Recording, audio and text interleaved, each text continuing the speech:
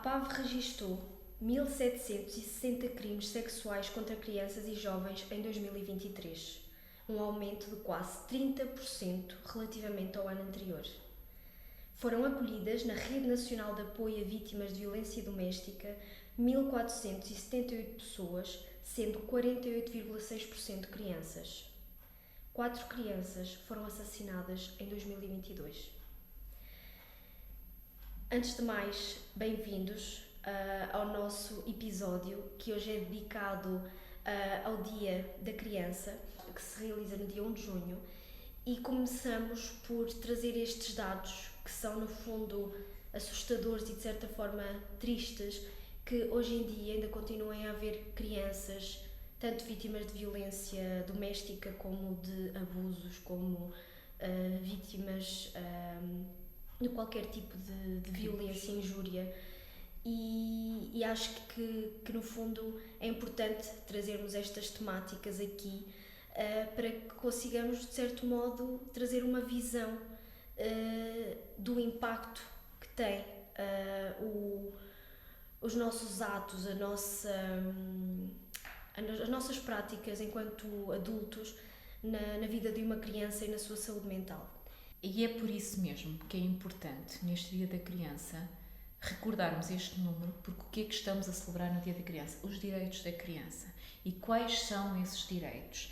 Para além do direito à vida e à sobrevivência, e falamos aqui em crianças assassinadas, falamos aqui em vítimas de violência, seja de que caráter for, não esquecendo também crianças que vivem em países que estão devastados por guerras, por epidemias, por catástrofes, o que quer que seja.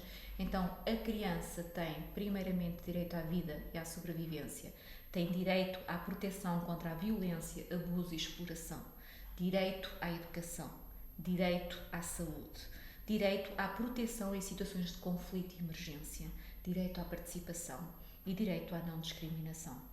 E estes direitos não podem nunca ser esquecidos. Infelizmente, vemos que estes números comprovam o contrário e que muitas vezes, efetivamente, não estão assegurados. E se calhar vamos olhar hoje, começámos com estes números um bocadinho mais pesados, mais assustadores, começámos este episódio de uma forma mais pesada, ainda assim o nosso objetivo é celebrar o Dia da Criança e vamos celebrar porque efetivamente também já houve muitas conquistas, mas se calhar olhando para o nosso papel dentro daquilo que são as nossas possibilidades enquanto mães, enquanto pais, enquanto tios, enquanto padrinhos, enquanto irmãos, o que quer que seja, olharmos para a criança enquanto profissionais também e olharmos para a criança e percebermos nesta sociedade, no nosso Portugal, na nossa Europa, e agora nem toda a Europa está em paz, mas na nossa Europa que até tem um ambiente mais ou menos tranquilo e que assegura com alguma, podemos dizer com alguma segurança que assegura os direitos da criança, vamos ver até que ponto nós podemos dar o nosso contributo individual para que isso efetivamente aconteça. E que é essencial. E que é essencial. E aí pergunto-te, Jéssica, enquanto elemento da sociedade, seja em que papel for, qual é que tu achas que destes direitos, porque assim, repara, direito contra a violência, abusos, o direito em situações, em proteção em situações de conflito e de emergência, o direito à vida e à sobrevivência, eu acho que isso é tão óbvio que é importante ser recordado, porque se crianças são assassinadas, se calhar não é assim tão óbvio quanto isso, mas esses se calhar são aqueles que nós primeiramente pensamos e que defendemos sem pensar muito. Mas, por exemplo, no direito à participação, no direito à saúde, no direito à educação, que se calhar são aqueles que aqui em Portugal, será que estão realmente assegurados numa sociedade supostamente evoluída? O que é que tu achas? Sabes que eu acho que até nesse sentido estamos de certo modo a regredir na segurança que estamos a dar às crianças, porque lá está, falávamos que isto são no fundo direitos que estão assegurados e por isso é que também se inaugurou o Dia da Criança, para relembrar a importância destes direitos que noutra altura foram estabelecidos precisamente para assegurar a segurança das crianças, mas ao mesmo tempo, na prática, será que é isso que está a acontecer realmente? Porque estamos num país, e agora falando de Portugal, em que a saúde está cada vez mais instável, em que temos urgências pediátricas a fechar, como é o caso, por exemplo, de Viseu aos fins de semana. E quando a criança está a ter uma crise em que precisa de ser socorrida no momento, às vezes são 1 hora ou os 30 minutos que demoram a chegar a um hospital de outra cidade o suficientes para que hajam aqui repercussões com consequências... Isto é, que não asseguram esse direito à saúde. Sim. Não está assegurado esse direito, não é algo tão óbvio quanto isso. Sim. Okay? Porque na prática, lá está, não está a ocorrer e os pais, por exemplo, acabam por transmitir esse medo aos filhos e muitas vezes isso também vai-se aqui refletir posteriormente em, como falávamos no outro episódio, em crenças, em esquemas que também vão estar aqui... E ansiedades, preocupações, a parte relacionados emocional. com esta questão. Sim. Já para não falar da saúde física, que está também ela constrangida por as condições atuais. Olha, inclusive, e agora falando aqui também no direito à saúde, há aqui um ponto que se calhar também importa refletir, e atenção que eu aqui não vou fazer qualquer julgamento e acho que cada um é livre de pensar, mas por exemplo, existe um plano nacional de vacinação e existem muitas situações em que os pais põem em causa devo ou não devo vacinar. Aliás, nós tivemos essa situação do Covid, não é? Em que muitos pais questionaram essa situação, mas eu já nem estou a falar no Covid, porque o Covid era uma situação nova, era uma vacina nova, que se calhar havia aquela insegurança até que ponto, a longo prazo, a médio e longo prazo, há consequências que não estão acauteladas, mas nas vacinas que já estão programadas no Plano Nacional de Saúde, por exemplo, o sarampo, que agora é novamente tema, era uma doença considerada extinta e de repente volta a haver casos de sarampo precisamente em pessoas, crianças que não foram vacinadas. E este direito à saúde da criança, até que ponto colide com o direito de escolha dos pais de poderem também decidir pelos filhos numa situação em que se calhar um pai ou uma mãe, claro que sim, é autoridade sobre o filho e é responsável pelo filho e tem direito a escolher muita coisa, mas até que ponto isto não colide com este direito à saúde. E é apenas algo para refletir, eu não vou dizer o que é certo e o que é errado, porque isto cabe a cada um. Claro. Não é aqui o meu papel servir de juiz ou de julgador nesta situação, mas é algo que devemos refletir. Até que ponto a minha liberdade individual enquanto mãe colide com este direito à saúde no meu filho. E a propósito até do que estás a falar, temos vindo a falar até nestes últimos episódios algumas vezes das crianças. E a propósito também aqui dos pais, falamos muitas vezes que os pais tentam projetar nos filhos muito daquilo que são as suas necessidades, daquilo que eles não tiveram, daquilo que muitas vezes é também influenciado pela moda e por outros pais, e aqui percebermos também que isto tem aqui um impacto na própria liberdade da criança para crescer, desenvolver-se, com base naquilo que é a sua identidade, com base naquilo que é a sua personalidade, com base naquilo que ela também quer, porque tudo certo, são crianças, ainda estão, muitas vezes disse muitas vezes, ela ainda não sabe aquilo que quer, mas é importante pararmos para ouvir, pararmos para perceber as suas vontades. Que é o direito à participação, precisamente, dar voz à criança. Sim, sem e dúvida. é essencial, porque se vimos de uma sociedade em que muitas vezes lá está, havia muita esta questão hierárquica muito imposta, em que a autoridade parental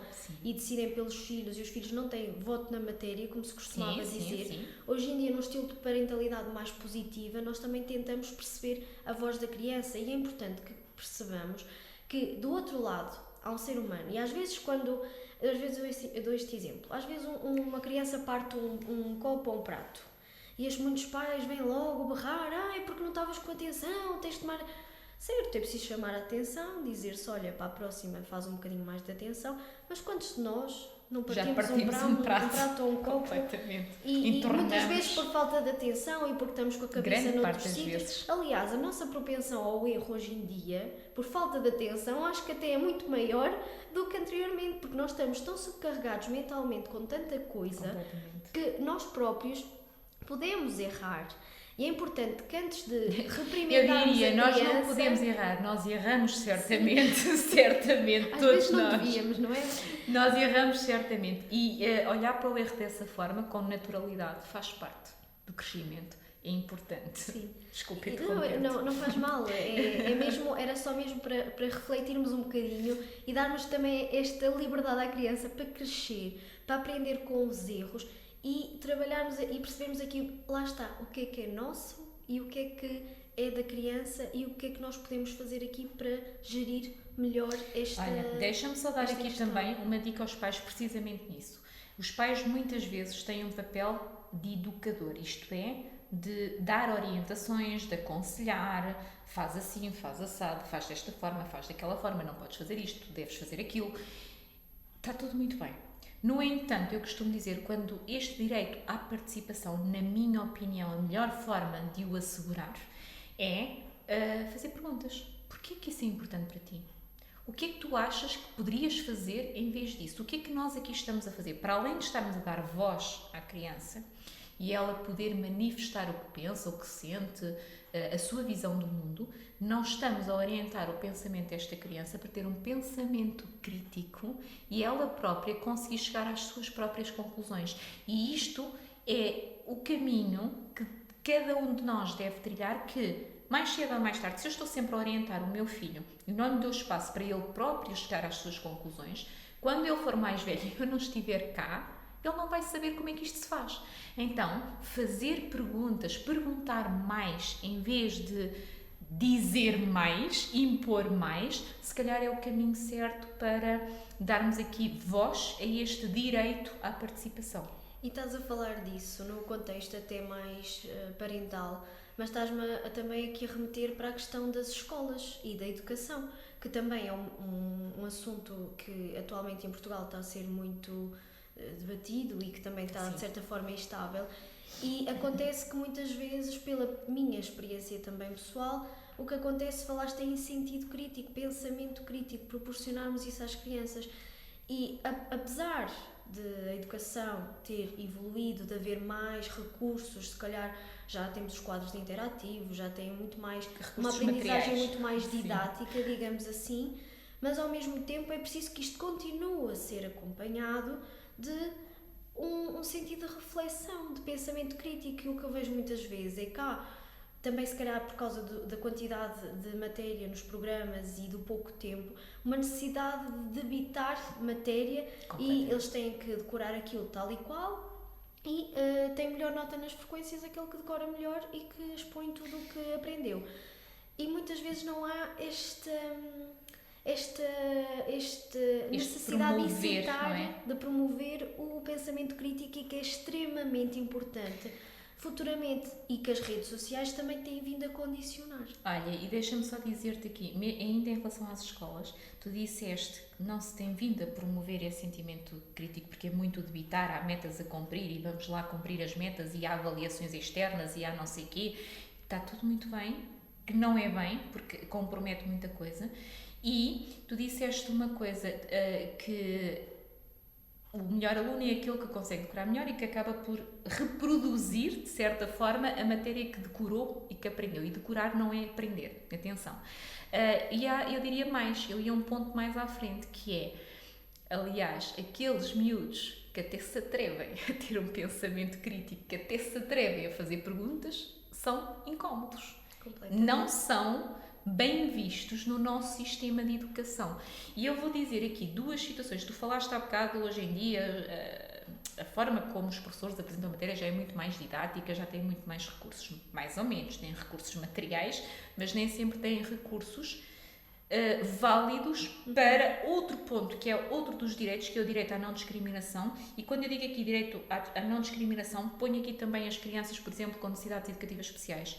Hoje em dia também muito pertinente crianças que vêm de outros países com histórias diferentes, quer na sequência da guerra na Ucrânia, quer de outros países. Temos uma comunidade bastante grande, uma comunidade brasileira bastante grande nos nossos países, que é uma cultura, por muito próximo, por muito irmão que seja o país, não deixa de ser uma cultura diferente. O sistema lá é diferente, a criança vai ter que se adaptar aqui. E a minha pergunta é, eu acho que o nosso sistema não está preparado para acolher toda esta diversidade, porque é aquilo e aquilo mesmo, e acabamos por cair num sistema mais rígido e pouco flexível. E eu vejo isto, e nem vou falar agora nas outras etnias, mas noutras nacionalidades, vou falar aqui nas necessidades educativas especiais, que eu vejo muito isso. Não há recursos, não há professores de educação especial suficientes, não há professores para fazer leitura de provas quando é um direito da criança que está assegurada também na legislação de educação especial, por exemplo. Não há... os professores muitas das vezes não têm formação suficiente, e atenção que aqui não é contra os professores, é contra o sistema, ok? Não há formação suficiente para os professores saberem lidar com determinadas situações. E tudo isto compromete este direito à educação e este direito à não discriminação. Está comprometido. A educação que deveria ser inclusiva, muitas vezes é integrativa, mas não inclusiva. Isto é, a criança está ali, mas não está realmente inclusa naquele ambiente. Sim.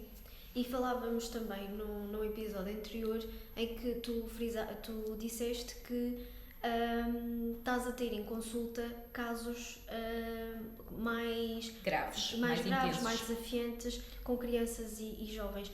Isto também remete aqui um bocadinho para esta questão da educação e tanto parental como das escolas, mas percebermos aqui o que é que está a falhar no sistema para que as crianças estejam a manifestar cada vez mais este tipo de dificuldades, que podem não estar só relacionadas com o sistema, atenção, mas também podem estar, e que mesmo não estando relacionadas com o sistema educativo tem por dever proporcionar uma atenção especial e no fundo, acolher e no fundo, guiar um bocadinho, porque o direito à educação de todas as crianças têm, independentemente das suas dificuldades. E se calhar hoje fala-se muito em emoções e da importância de trabalhar as emoções, mas como tu dizes, nas escolas muitas vezes não há tempo, não há disponibilidade, não há recursos, e é importante trazermos, acho que também aqui, esta questão, porque isto está diretamente relacionado não só com os direitos da não discriminação, mas também com a questão da segurança no sentido literal da palavra. Sim. Porque cada vez vemos mais casos de violência nas escolas. Cyberbullying, por exemplo. A agressividade está cada vez mais proeminente em todos os... Quer relacionado com colegas, quer com professores. A ansiedade. Então, eu acho que este episódio é sobretudo de reflexão. Sim. De percebermos o que é que está ao alcance de cada um de nós a fazer para que as crianças tenham, de certo modo, uma sociedade um bocadinho mais segura e que proporcione o crescimento e a sua liberdade. Olha, deixa-me só fazer aqui uma parte ainda em relação à escola, porque tu disseste, e aliás, vai bater no que tu acabaste de questionar, que é o que é que cada um de nós, efetivamente, pode fazer. E o que eu vejo muitas vezes nas escolas, precisamente a falta de recursos, ninguém nega isto. No entanto, quando, por exemplo, um pai ou uma mãe vai questionar porque é que o meu filho não está a ter esta medida que é suposto ele ter e não está a ser implementada, ou questiona exatamente o que é que está a ser feito com o meu filho que tem esta necessidade ou que tem aquela necessidade, muitas vezes a resposta dos professores é: a escola está a fazer aquilo que pode. A escola está a fazer aquilo que pode, não temos recursos suficientes. E há uma tendência, e é aqui que eu acho que, enquanto professor, enquanto agente educador, seja técnicos, seja professores, tem uma responsabilidade importante, ok, a escola está a fazer aquilo que pode com aquilo que tem, costuma-se dizer não se fazem omeletes sem ovos, não é? Portanto, efetivamente isso é uma realidade, mas isso não invalida que eu, enquanto profissional, não aponto o dedo e diga, efetivamente o seu filho não está a fazer isto, não é porque eu seja incompetente, porque às vezes é no sentido de mostrar a capacidade de ação, a capacidade de fazer e de se desresponsabilizar, ou desculpabilizar, diria eu, se calhar aqui, acabamos por sacudir a água do capote. Mas nós temos que enfrentar as coisas e assumir, ok, eu estou a fazer aquilo que posso com aquilo que tenho, mas eu não sei fazer isto, eu não tenho recursos para isto, e seja os recursos, competências que eu preciso adquirir, porque não tive na minha formação, ponto, e a formação é algo que é dado, isto é, eu posso escolher outras formações para complementar a minha formação, mas a formação base é aquela e ponto final, não sou eu que decido, está estipulado. Então, mas eu tenho que assumir isto, eu não tenho esta capacidade, eu não estou preparada para isto, eu não tenho recursos materiais, humanos, o que quer que seja, para lidar com isto. E assumir isto é um papel importante que, se várias pessoas assumirem estas lacunas que existem no sistema, seja a nível de saúde, seja a nível de educação, então, se calhar, mais cedo ou mais tarde isto vai mudar. Porque se forem vários a reivindicar estas necessidades, se calhar podemos mudar alguma coisa, e essa é uma responsabilidade individual de cada um. E pode-se dizer, eu sozinha não faço nada, pois não, mas eu sou pelo menos uma voz. E se a mim se juntarem outras vozes, já somos um coletivo. E isso é importante. E o que acontece muitas das vezes é sacudir a água do capote e, como eu costumo dizer, taparmos o sol com a peneira, que está tudo bem, está-se a fazer o que se pode, mas este que se pode fica muito aquém daquilo que é necessário. E sabes que eu acho que tu só consegues fazer a mudança, e tu própria disseste, uma pessoa sozinha não consegue, tem que ser pela união. Pelo coletivo. Mas se antigamente, se calhar, os professores e os pais atuavam mais lado a lado para a educação dos filhos, por mais que às vezes os pais tolerassem coisas que hoje em dia são inconcebíveis, sim.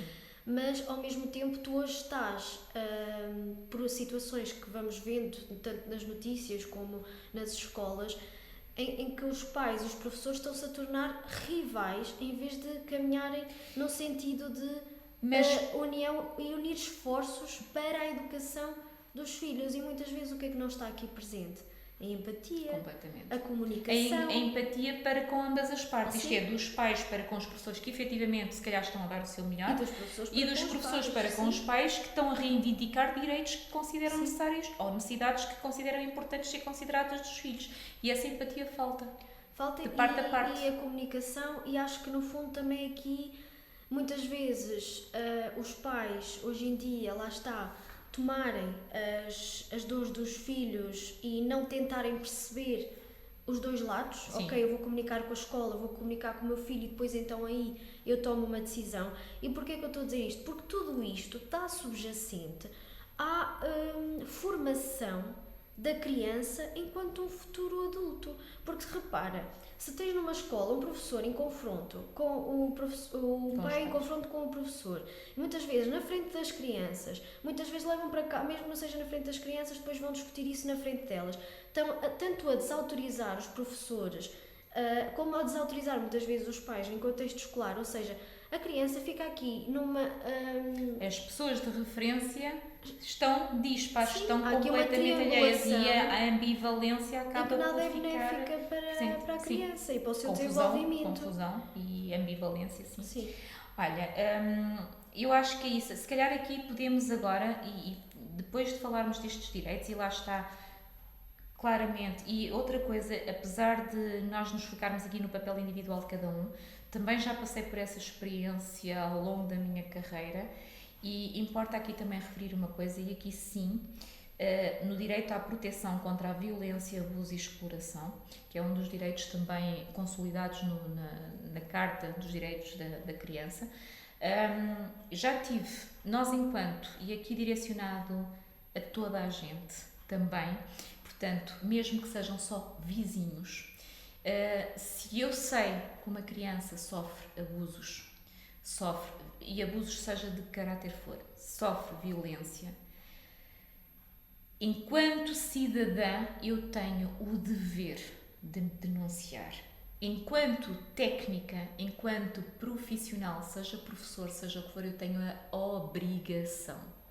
Isto é, todos nós temos o dever de denunciar algo. E atenção, estou a falar agora de crianças, mas isto também se aplica a outras situações de violência doméstica, por exemplo. Não dirigida a crianças, mas a adultos também. Mas aqui falando da criança, e eu já tive uma situação destas, em que tenho uma professora a dizer-me: o quê?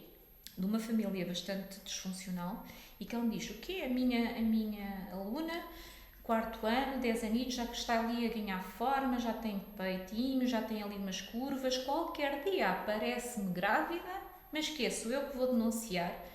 Eu fiquei escandalizada com isto. Eu fiquei mesmo, foi algo que me fez mesmo assim, claro que sim. E isto não é aqui não se fala de um dever, fala-se de uma obrigação. Se aquela criança tem direito à proteção e não é ela, se calhar, perante um adulto abusador, que se vai defender, porque ela está em posição de inferioridade. Então, nós, enquanto adultos, e mesmo que eu seja apenas uma vizinha do lado, eu tenho o dever, enquanto profissional, eu tenho a obrigação de denunciar estas situações. E aqui não há, aqui para mim a tolerância é zero. Eu aqui perco completamente a paciência com estas pessoas que me vêm com este discurso. Mas e se não for verdade? Se não for verdade, peço desculpa. E não tenho qualquer problema em admitir o meu erro, mas eu prefiro jogar pelo seguro e prevenir aquela situação, porque depois temos isto que eu digo muitas vezes, depois vemos casos a serem denunciados na televisão, toda a gente sabia, mas ninguém fez nada.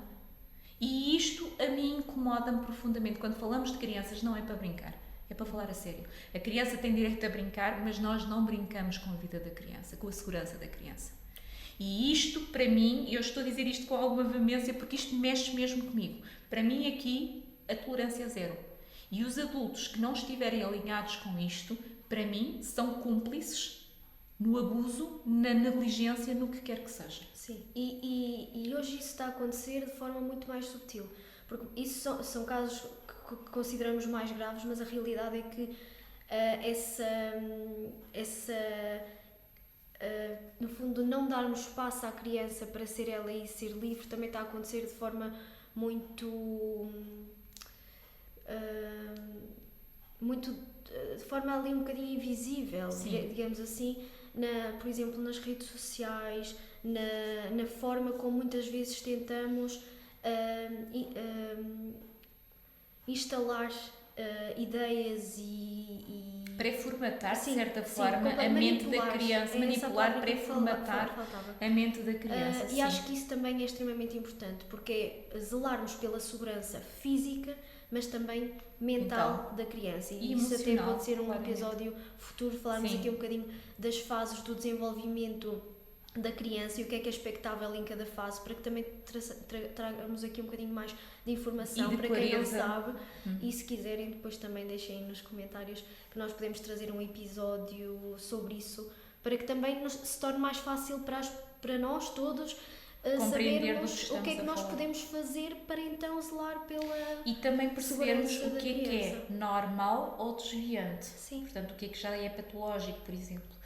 Olha, eu acho que este episódio é um bocadinho pesado, apesar de estarmos a falar de crianças, mas acho que nós estamos aqui a falar de temas um bocadinho pesados e se calhar vamos aqui apenas aligerar e dizer, importante para assegurar o bom desenvolvimento da criança e desenvolvimento aqui nas diferentes facetas, seja a nível psicológico, emocional, cognitivo, físico, espiritual até, seja de que forma for, é importante assegurar que a criança tenha um ambiente estimulante e seguro em casa que é o porto de abrigo, que haja aqui a promoção e a prevenção da saúde física e mental, não só a responsabilidade do sistema, mas também a responsabilidade individual de cada um dos pais e dos agentes que interagem com a criança, ter uma educação de qualidade e acessível dentro daquilo que são as suas necessidades, também é muito importante. Proteger aquilo que eu acabei de falar contra a violência, abuso e exploração. Denunciar aquilo que precisamos de denunciar e não calar por medo de represálias. Promover a participação e a inclusão da criança nos diferentes ambientes. E inclusão significa que a criança participa ativamente e não está apenas ao lado dos colegas, a olhar para os colegas e a dizer, mas ela está com os colegas, mas se calhar não está a participar ativamente. E fornecer nós, enquanto adultos, e isto também é importante porque reparem, as nossas crianças vão ser a sociedade futura, então eles aprendem connosco, então eu tenho que ser um adulto exemplar, eu tenho que ter a capacidade de agir de acordo com valores válidos, defendendo estes direitos que acabámos de falar, e se eu for um modelo positivo e promover um relacionamento afetuoso com a criança, é a melhor forma também de eu a proteger e ela, em momentos críticos, poder vir a mim e confiar em mim para se calhar denunciar ela própria algumas situações. Até porque já falámos também no episódio das crenças e valores que muitas das crenças são aprendidas desde a infância. Sim. E por isso é importante. Sim. Olha, lá está, hoje focámos aqui um bocadinho mais nos direitos da criança, o que é que podemos fazer, trazer aqui esta visão mais focada naquilo que podemos fazer para lhe dar alguma segurança, os direitos que já existem, mas o que é que pode ser feito na prática para isso. E acho que era interessante terminarmos aqui com um excerto do livro que é A Raridade das Coisas Banais, de Pedro Chagas Freitas. E acho que este excerto diz tanto e devemos deixar aqui para reflexão. O excerto no fundo são pequenos excertos da obra. Então, o que queres ser quando fores grande? Pequeno outra vez.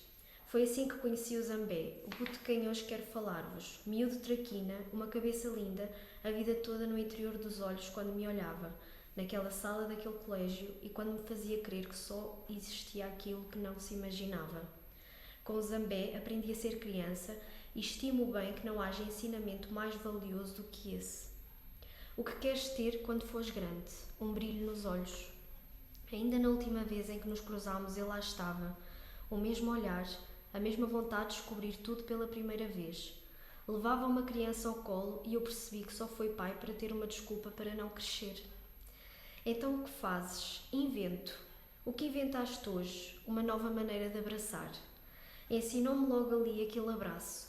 A rua toda imóvel a rir-se de nós, alguns olhares de escárnio, e o Zambé ia aos saltos numa forma de abraço que ninguém entendia, mas que sabia bem como ao caraças. No final das contas, o que levamos da vida é aquilo que ninguém entende, mas que sabe bem como ao caraças. Podemos terminar por aqui. Acho que é uma boa forma de refletir. E se calhar finalizar aqui e dizer, nunca se esqueçam que olhar para cada uma das crianças é relembrar a nossa criança interior e se calhar relembrar esta criança interior, inclusive os seus medos, as suas ânsias, mas também as suas alegrias, sabem como caraças, diria eu agora em modo de conclusão. Não esquecer a nossa criança interior e a respeitar cada criança que se cruza no nosso caminho. E a verdadeira importância do amor e de amar. Obrigada por terem estado